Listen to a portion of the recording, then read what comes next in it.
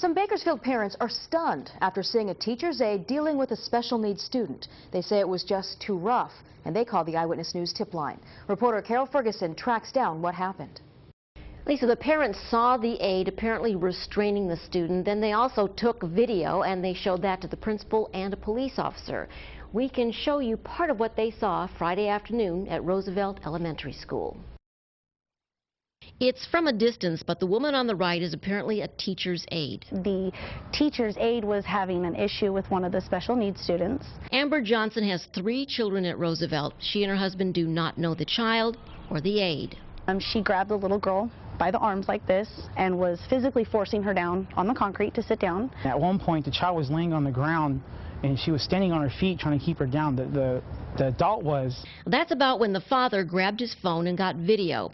About a minute into that, the child is grabbed by the teacher's aide. She was sweeping her feet out from underneath her by kicking her, and she did it multiple times. It happened where parents pick up their kids. The dad says a teacher came up to the special ed child. At one point, he helped restrain her.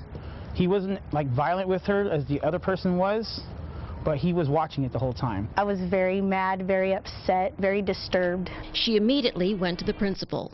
I can tell you that 2 employees were placed on leave and all the proper authorities were called.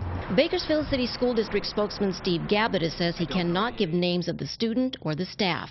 Johnson says that night the district superintendent called and a Bakersfield police officer came by, looked at the video, and took their statements. Our first priority is the safety of our students. He says an investigation is underway, but the parents worry and question the training of the aide. And that's her way of taking care of special needs children. There's no telling how many of them other kids are being abused.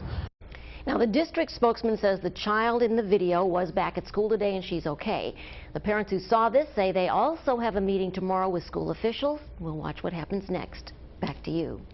Thanks, Carol. Remember, if you have a story you want us to investigate, you can call the Eyewitness News tip line, 869-2929. That number once again is 869-2929.